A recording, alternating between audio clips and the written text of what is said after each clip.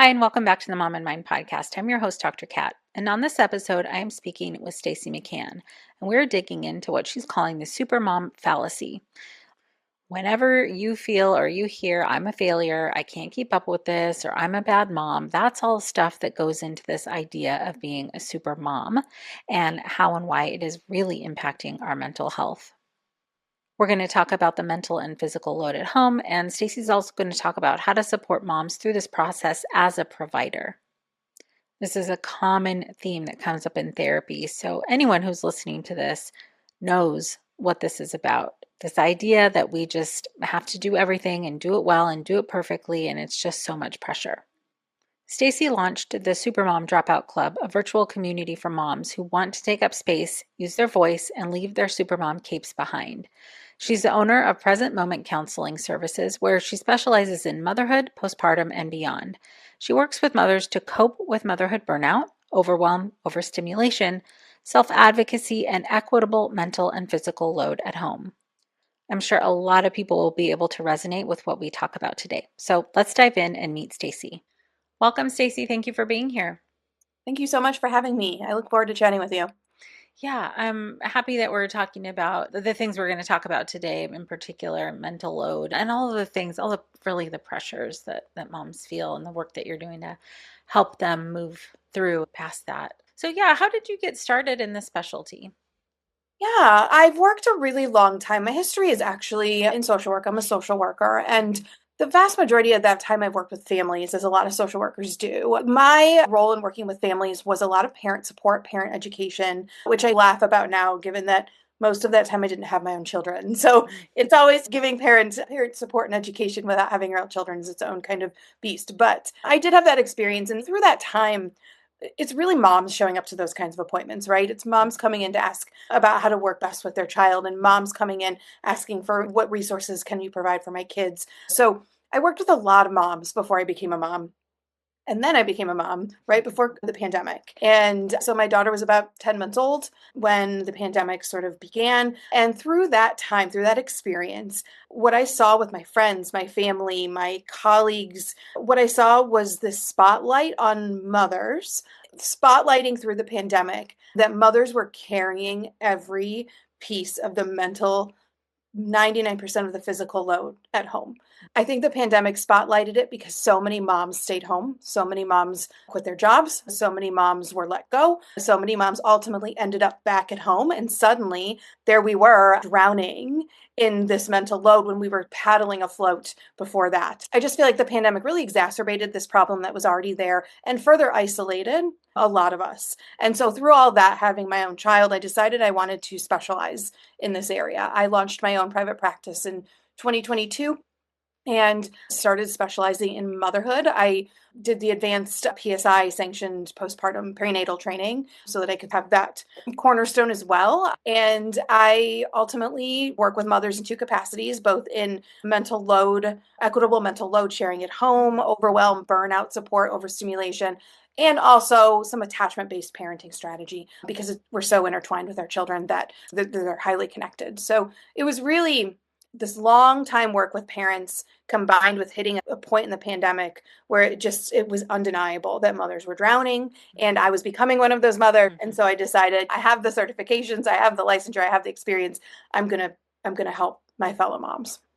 That's amazing. And what are you hearing and seeing from moms in Yeah, this area? yeah. When people call, usually they are in burnout of some kind. I call it like maternal burnout, Yep. where they are just frayed at all ends, using every bit of energy towards others, giving everything that they have, self-sacrificing to like the ultimate degree to where they've lost themselves. And what I hear is overwhelm is the key word, but what I really see is mothers who have lost who they are. Most of the mothers that come in don't have any sort of idea even what they're feeling at any given moment because they're drowning in it at that point. We talk about feelings identification and what triggers what feelings for each mom. And most of them are so exhausted, disassociated, completely burnt that they can't identify what they're even feeling at any given moment. So we hear a lot of overwhelm. And then I hear a lot of mothers who have partners who are loving, well meaning, but do not understand what the mental load is, do not understand all that the mother does.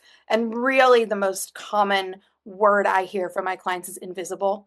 So many mothers just feeling like everything that I do is invisible and nobody notices and nobody cares to ask. And so I just do it because nobody else is going to. So that's really the commonality I hear with my clients. Yeah, that's a tough spot because there's a lot of like socialization that's wrapped up in there too about whatever our Yeah. roles are as women or mothers or what society expects of us. And then, oh man, when you hit that wall of what that actually means for you as Yeah. a person and how much energy that takes, that's tough. Yeah. It's I hard think to keep going like that. this road has been paved since birth for women, really, and for men. Men are not Mhm. free of this socialization, and that's the Yeah, problem. yeah, Is yeah, that yeah, yeah.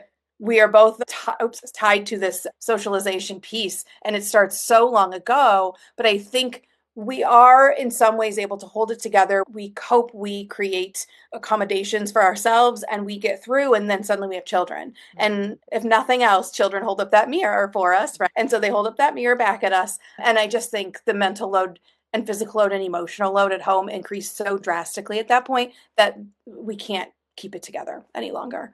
So I think all of these issues are systemic. They are lifelong. They're just exacerbated so much by motherhood that that's when I think a lot of mothers crumble. So when people go into motherhood, there's the what you think it's going to be, Yeah, and then there's the what it is. But the pressure, there are pressures. There are pressures to kind of absolutely. feel like you're supposed to do it all. I think, yeah, that's where the supermom fallacy comes in, where, and the whole supermom trope is not new. This is something that was first studied in the 50s and 60s, and it's been around long before that, but it's the societal pressure that when you enter motherhood, that you should want to have it all. That like the ideal motherhood experience is working, is managing a spotless home, is raising well-behaved children, is being home from work to provide a meal on the table for your hardworking husband. But it's really to have every piece of this amazing fake life. But I think the problem is that looks great, I guess, on TV or in movies or just what we're supposed to imagine it to be, but it's impossible. It's never been possible. Right.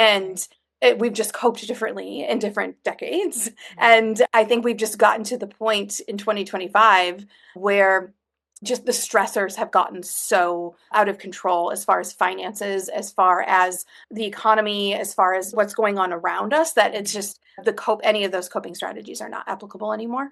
But I think it's a fallacy for a reason, and it's impossible. It's impossible to be super mom, and we've got to stop killing ourselves trying. Yeah. Yeah, yeah, it is really hard to push against that conditioning. To what you were saying before, that feeling of nobody else is going to do this, so I better do it. That's a very real feeling, and it's also one of the harder things to break, I think. Because if It you is. do stop doing a bunch of stuff, then yep, sometimes stuff doesn't get done. And It then you got to is. deal with what that feels like.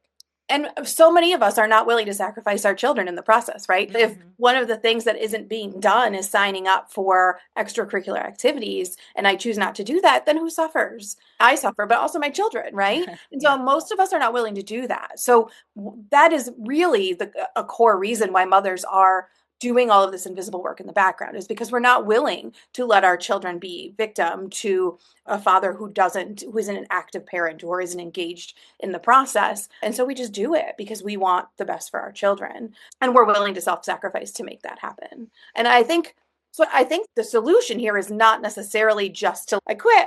I'm not doing it. You guys take care of the laundry and the dishes. I'm done. But I do think there's something with that we have to consider it is impossible to do it all and we're not doing it all. That's why we're overwhelmed and burnt out, crumbling. So we've got to figure out a different solution here.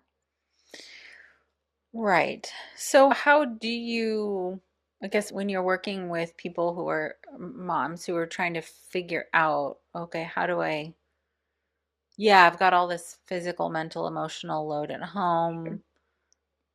How do I stop doing all of the Sure. things? What do I do about it? Yeah. I think many of the my clients who come into my office have tried to talk about it. They've tried to verbalize it. They've tried to have conversations about it, but it's so emotionally charged. And these moms are overwhelmed with it all that it typically the conversations don't go well, right? Mom brings up a pain point, something that's going wrong for her, something that's not working. Her partner gets defensive because of all the emotions that are brought in with it, and nobody figures anything out. And then it just adds to the resentment on both sides. I two places that I like to start this conversation, or this two places I like to start with mothers who want to share more of that load at home, who want to crawl out from under this burnout and overwhelm. One is that we have to start prioritizing our own needs alongside everyone else's. And that's a little bit of a mind shift that my needs are as valuable, not necessarily more valuable, but as valuable as every other family member in this house. And how do I prioritize my basic needs here? How do I ensure that I get a walk? How do I ensure that I can sit down and have a meal and make myself food, that I am drinking enough water, that I have time to shower? How do I prioritize those things? And then the second thing, which really ties into that, is the words. What words am I using to talk about this? And I think many mothers who come in are starting to hear about the mental load on social media and around them, but don't really know how it applies, or don't really can't really specify or talk concretely about those things. And so I think the other piece here is empowering mothers with the words to say. How do we talk about this in a way that's from my perspective, not just what you are doing wrong, right? Not just what my partner's doing wrong. Yeah. How do I verbalize this from my own perspective? It puts more work on me when the trash is not taken out. It makes our mornings really hard when the water bottles are dirty in the sink from the night before. Verbalizing it from my own perspective. And those are tied together because we also have to verbalize our basic needs as well in order to prioritize them. So that's where I like to start, because I mothers can take control over that, right? I can't control the other person in my home. So I have to control myself to start. And the first thing I need to do is assess my own basic needs and start talking about them out loud. Start talking about my perspective and my experience out loud. That's really important, that shift in language to like you to talk about the impact that it's having on Right? for her to talk about the impact that it's having on her versus like, why don't you? Yeah, that's a The huge shift that Mhm. happens when I think women start to seek support and come to therapy and seek out help, is that it's so emotionally charged. It's just, it makes sense why we would approach a conversation like, here are all the things you're doing wrong. I just need you to help me. And that's Mhm. why their husbands are responding, okay, make me a list. Okay, I'll help. You just have to tell me what to do. Okay. That's exactly what I wanted to ask you about next, Sure. because I that is what I hear all the time.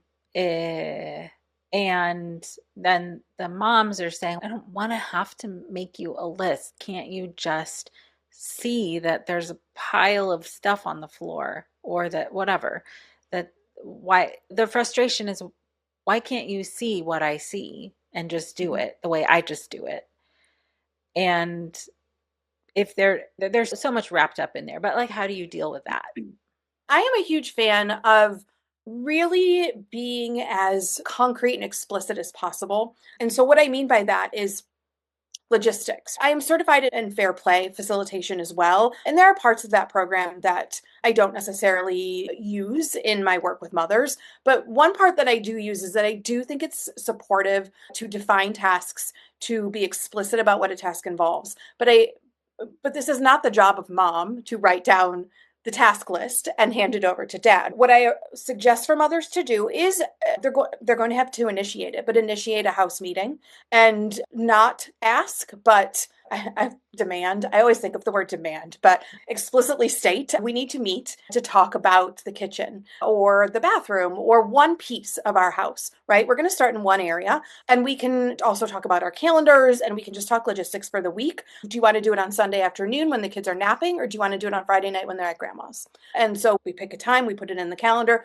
we prep for it, or I prep for it at least, and we get there. But the whole point of this house meeting, and it has to happen more than once, this is an ongoing process, is that we start to come together in a place of disconnection from our kids. Our kids have to be elsewhere. They have to be asleep or at grandma's if that's feasible. And with our minds open to the fact that we need to reassess how our kitchen functions. We need to reassess how our laundry room functions, how our school commute functions, whatever that is. So let's talk about that. And we start defining those tasks, but it's got to be both people at the table at the same time. And I just find that conversation plus like maybe a calendar conversation. Let's both open our calendars and look at the week. Let's talk about that. It starts to level the playing field as far as value of time is concerned. I think a big piece here is that women's time is not valued in the same way Right. that men's time is valued. When you open both calendars and you really visualize, oh, my wife's calendar is completely full and mine is busy, but I have these slots. Oh, I'm going to go running for 2 hours. Oh, I have a golf day on Saturday. Fantastic. But let's compare that and let's look at these calendars together. And it's not a tit for tat situation. It's let's just look at the value of the time here and how much time mom has to give to the kitchen tasks that we've just listed out and how much time dad might have to give to those kitchen tasks. So I like coming back to logistics and sort of those defined tasks because I find that they're just less triggering overall. I find the emotions are not, they're going to be there. We're going to be triggered within the conversation, but they're not leading necessarily. And that we're able to approach it in a way that feels a little more neutral. So that's typically what I would suggest. Is it that pretty? No. There's going to be house meetings where that erupt in flames and then we have to walk away. But Yeah. we have to keep doing it. And that's, I think, a huge part of this is that this is an evolving process and you're going to sit and you're going to come up with a system together and it's going to feel good for a couple weeks and then suddenly it's not and you're going to have to meet again and talk more and the whole point I think is that the door becomes open for communication here and that we continue to meet every single week to talk about these things, just logistics at first, but I think that paves the way for, hey, I got really uncomfortable when this thing happened the other day, or hey, I just want you to know this thing our son said. That door widens, I think. Yeah, that's fantastic.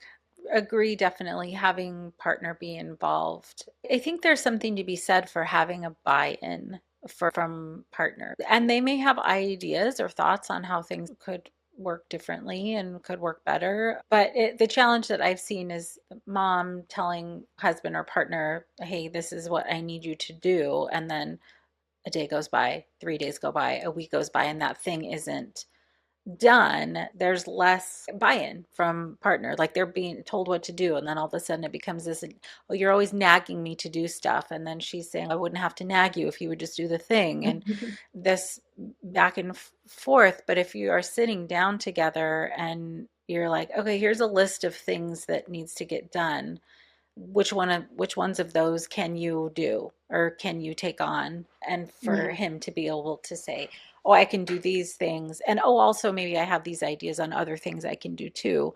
sure. It There's more likelihood for it to happen if there's that conversation, that I space. really like in the Fair Play program, they have something called standards of care, which I think really support what you're talking about, which is let's talk about our standard for the dishwasher, right? What is my standard versus your standard? And how is that different or the same? And if the dishwasher is a hot point of contention, let's talk about why each of our standards of care are the way that they are. If it's not a point of contention, then do it your way and be done with it. But I think that standards of care conversation that comes in when we do have those hot points is really supportive of understanding why do I do the laundry the way that I do? And if my husband does the laundry differently but achieves the same task, is that okay? And if it's not, why? So really digging deeper into that. Some of us do laundry because that's how our moms did laundry, and some of Right. us do the dishes because that's how our dad did the dishes. And that's totally fine. But it's helpful to know that. It's helpful to know that my husband just isn't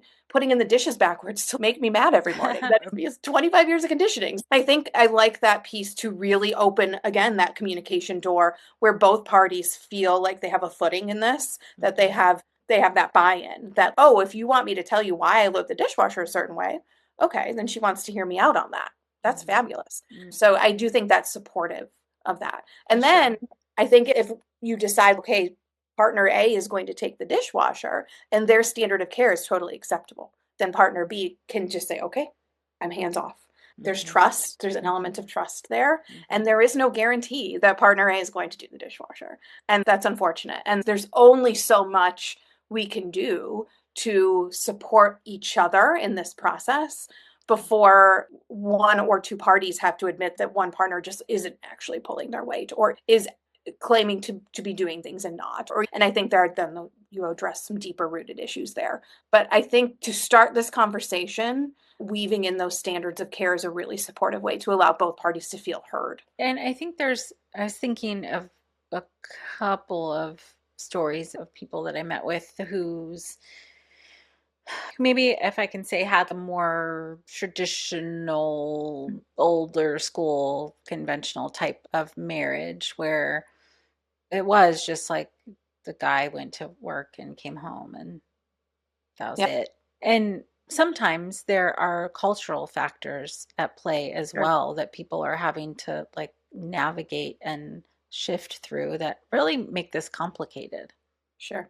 Yeah, I totally agree. And that is one of the main criticisms of fair play is that it feels very white American husband and wife dyad. And it is. I think that's the perspective it's written from, but I don't think and I think it's flexible enough to apply to any relationship if you can choose to do that, but I agree that I think there are a lot of variables here. A lot of people live with their parents or they have other people in their home that they have Mhm. to account for. We have lots of different ages of children here. Just we're just enmeshing so many different kinds and types of people with varying backgrounds. And so I just really think it's important to do this work. If you're going to seek out support for this work, that support person needs to be open to working within the cards that you've been dealt. That, like, the cards that are dealt for me are that my husband is this role, I have this role, this is our culture, this is my mom who lives with us, this is how my kids are, whatever. But we have to work within those confines. We have to work within the cards that I hold from my own family. But that if I feel like I'm drowning, if I feel overwhelmed, if I feel burnt out, then I'm allowed to do something about that. I deserve peace. I deserve mental and emotional peace. And I deserve to be able to meet my basic needs on the same level that my children and my husband are, or my partner of any kind. I think, regardless of sort of the variables at play, we can work within all of those. I think if mom is screaming out for help, then those core issues are often the same. They're carrying too much, they're not meeting their needs, and they're not being supported in the process. Yeah, that's very helpful. Yeah, depending on the situation, there can be just so many different things to consider Yeah. and navigate. But thankfully, in some ways, there is societally some shifts, and there have been more and more shifts to, I guess, if you're talking about male-female partnerships, for males to be more involved and for that to be okay, like to not have the same pressure. You're supposed to be the Yeah. man and that kind of stuff. There's more value in being an equal partner than there used to be.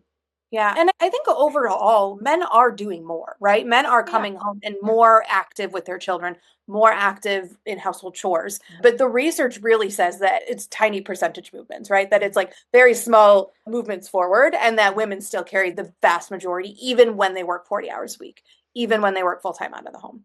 I think again, I see that movement, and I see the conversation about the mental load increasing as well. And I think it's fabulous because I think at minimum we need the words. We need the words to say about how we feel and how to apply that to what's going on in my head. But I think we really do also need a greater shift to support working parents, to support postpartum mothers, to support things like paid leave and affordable childcare, and all of those big ones that would support families in being able to share the load equitably. I think most males in our country are still raised to provide financially, and that is their sole priority, is to provide financially and physically in case of a home invasion or Mhm. something, and that most women are taught to provide in every other way. And I would love to see a shift where men are expected to provide emotionally in the home on the same level as women. Not even about the household chores, like the chores are almost the least of it, but I would love for men to be raised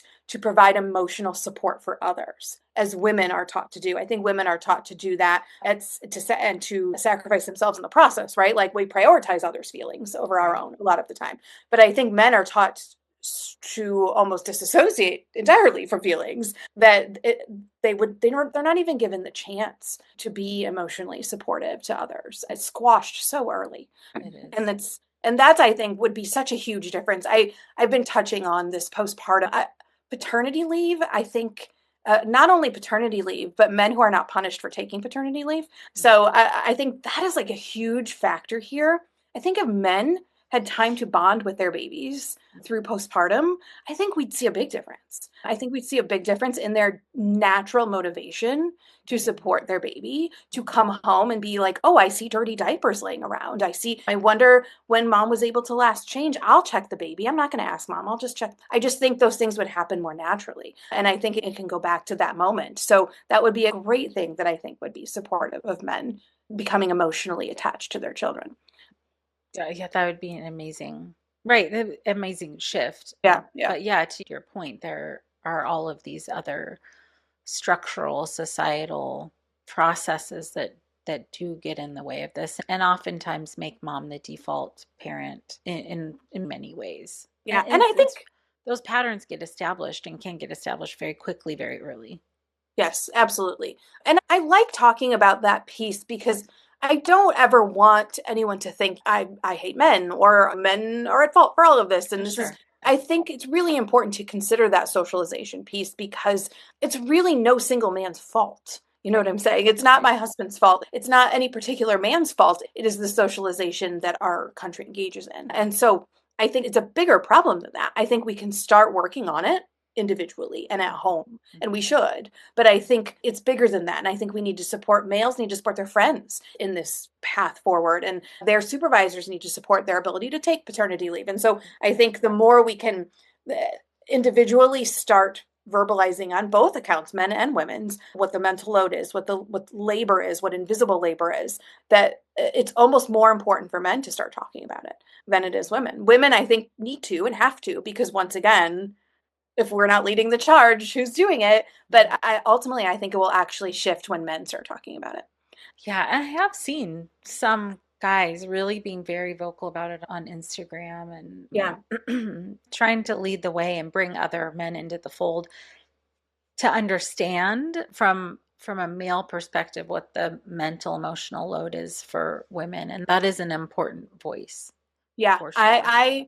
There's a couple really great creators, and what I really look for with those creators is, are they speaking to men or women? Because I want them to speak to men, right? I want them Mhm. to speak to their peers. And some of those creators, not all of them, but there's a couple who speak to women, and I'm just like, you're hitting the mark here. Like we have enough creators talking to women here. Like Yeah. we know our own experience, and we don't definitely don't need a man to tell us more about our own experience. I need you to tell your peer about your experience and what you've discovered with your own partnership. And there are a couple good ones really doing that work. Man, we need a lot more, don't we? Yeah, yeah, we do. And the process is going to take a while. Just in terms of shifting society, that's this very slow moving process.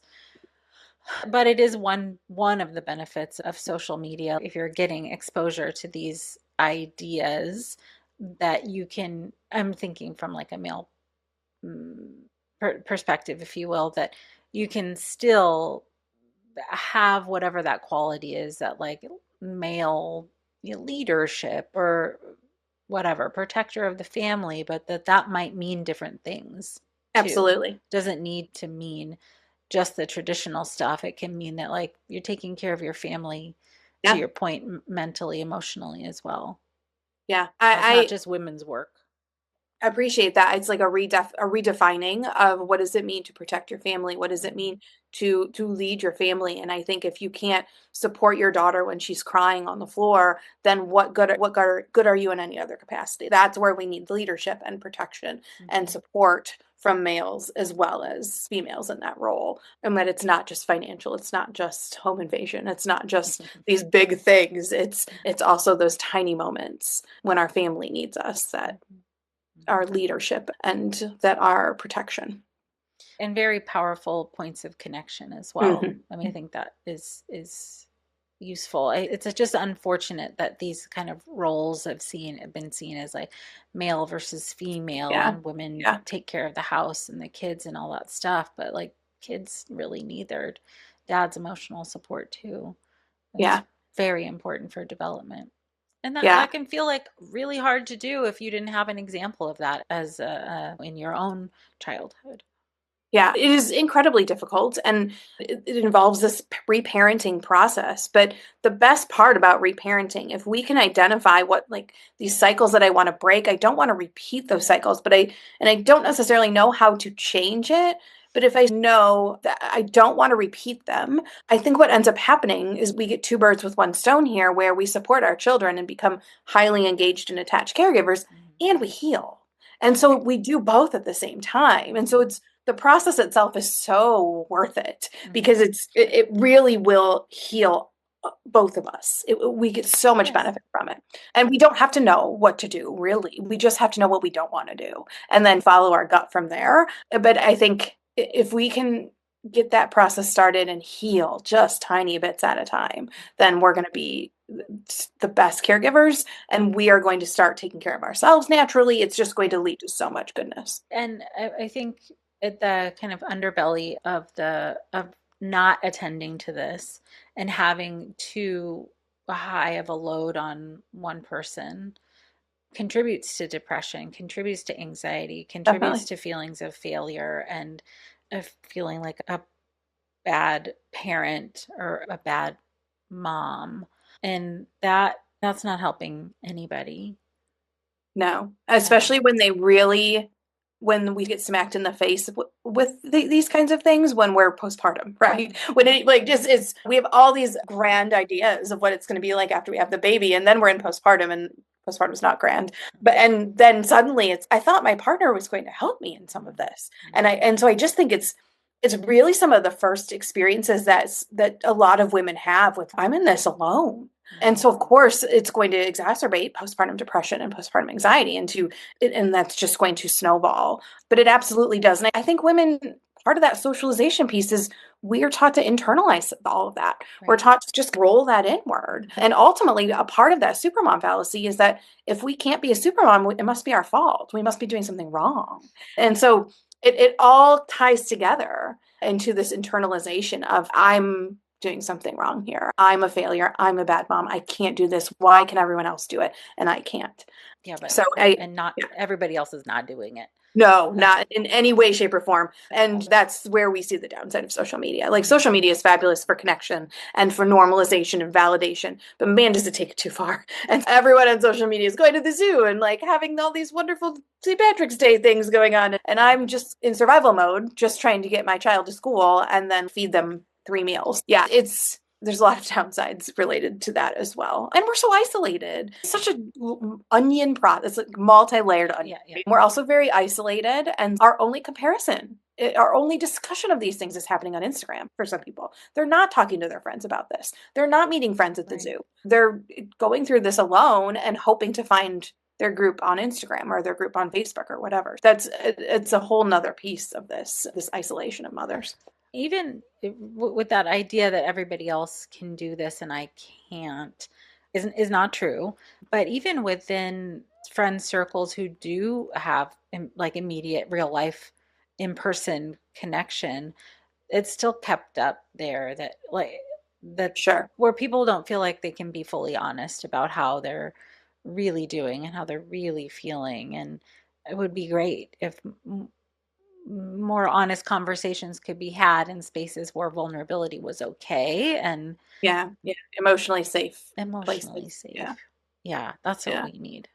I hosted a pop-up event for Mother Untitled. Neha Roosh, she wrote The Power Pause, Mhm. and she did like these pop-up events. And so I hosted one in St. Louis, and it was 40 working mothers who came in to talk about their shift in career when they had children. And this one mother had this super powerful statement, which was like, I don't want to talk about preschools. I don't want to talk about diapers. I don't want to talk about the zoo. I want to talk about what to do when I have to go part-time at work and the guilt that I feel because of it. I want to know how to advocate for my new workout routine to my partner who works out 7 days a week. Like those are the things I need to That's talk super about. real. I hear that Yeah. conversation all the time.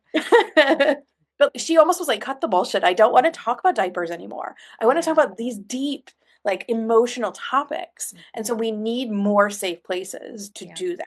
like more fourth trimester centers and more of these places where women and mothers can come together and talk about these things safely and get those words so that then they can go home and tell their husbands. But for sure, that is something that you've created.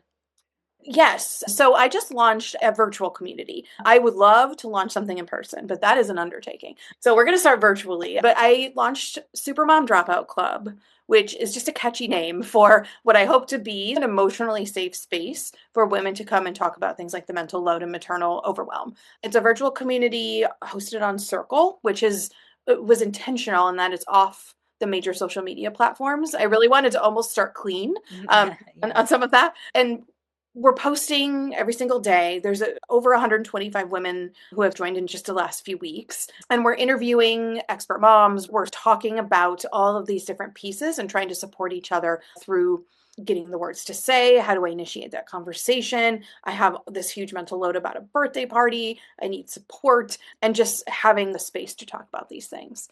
I have two levels, membership levels, and the base level is free. And that was also intentional because I really wanted a ticket off of the big social media apps. I don't expect anyone to leave them entirely. I'm on Sure. Instagram every day, but it is really nice. And the feedback that I've heard is just nice to be able to come to a space, post something, comment on something, and not be afraid of judgment and criticism and just like nastiness Right. that we often get hit with on social media. Yeah, that is true. So I like that it's called the Supermom Dropout Club because it's Um, right. It's already taking the pressure off. Yeah, it's that, and that's the whole point is that I want people to shed their capes. That's this whole leave your cape at the door. Nobody wants you to be super mom here. Actually, I want you to actively not be super mom because I want you to prioritize who you are and your own needs before you prioritize Pinterest sensory bins and like Yeah. themed birthday parties, right? So that's the whole shtick. And I'm excited about the name, but it is much more serious than that too. It is a bigger space, but yeah, it's going so far, and I've had a lot of positive feedback, and I hope to grow. Yeah. What kind of feedback are you getting? I think I see there's a core group of us who are posting quite often every single day. And I just keep hearing the word safe space and that it's just a place to be able to vent and to be and to talk about stress and hard stuff and deeper stuff than just the diapers in the preschool that I can come and talk about that yeah there's all these surface level stressors I have and also I'm really worried about this piece of my child's development and my husband doesn't seem to get it and I really like to talk to him about it and I hear just that it feels safe to talk about those deeper topics and to be emotionally charged with them even and not Right. feel like I will be punished for that by judgment, criticism, rejection. It's okay to be angry. It's okay to be sad. Absolutely. It's okay. Yeah. Right. Yeah. All of Yeah. those things. Yeah. Well, that's great. Those spaces are necessary. And I do love that it's off the main social media channels because those places have become so fraught. You just don't know who's going to pop in and try and stir something up and or say something Yeah. provocative on purpose or And there's whatever. so much division in the like any motherhood space on a lot of these, like on a lot of the big social apps. There's just so much black and white, just division, separation that if you're not one side, you're the other. And it's just that's motherhood is so nuanced and obviously multi-layered like in this conversation that we've had that there's no way to take one side over another on any topic in motherhood and you shouldn't be expected to. I love Instagram and I've met so many amazing people there and I'll never stop posting there but I'm really enjoying having a place off of that and away from that to be able to address these deeper issues and having nobody comment like what side are you on so you must be anti this and pro that. That's not the point. This is so much deeper than that. Absolutely. Stacey, that's been a great conversation, and I know it will be super helpful to people who are listening just to get them thinking about how to prioritize themselves and to let go of that supermom business. And I really just appreciate you taking the time to talk with us today. Yeah, thank you so much for having me. I just want mothers to know that you're not alone, as isolated as you feel, that there are so many of us out here who feel the same way. And I think it's time we come together and have a safe place for us to talk about it and for us to support each other. Awesome. Totally agreed. Thank you. If you'd like to get connected with Stacey, please go to presentmomentscs.com or you can go to Instagram at Stacey McCann LCSW. Definitely share this episode. You for sure know somebody who can resonate with this. And if it's you that resonates with this and you think some people in your life could maybe benefit from hearing this, send it along to them as well. You can share this directly from the podcast app you're listening from, or you can go to momandmind.com and share from my website, or you can go to YouTube and share the video of this conversation. And wherever you are on whatever platform, please make sure to subscribe or follow or whatever it is that platform allows you to do, because every one of you doing that and potentially leaving a review helps other people to be able to find this podcast. We got to bust through and break through all these algorithms in order to get this to the people who need it the most. So I thank you so much for being here with us. Until next time.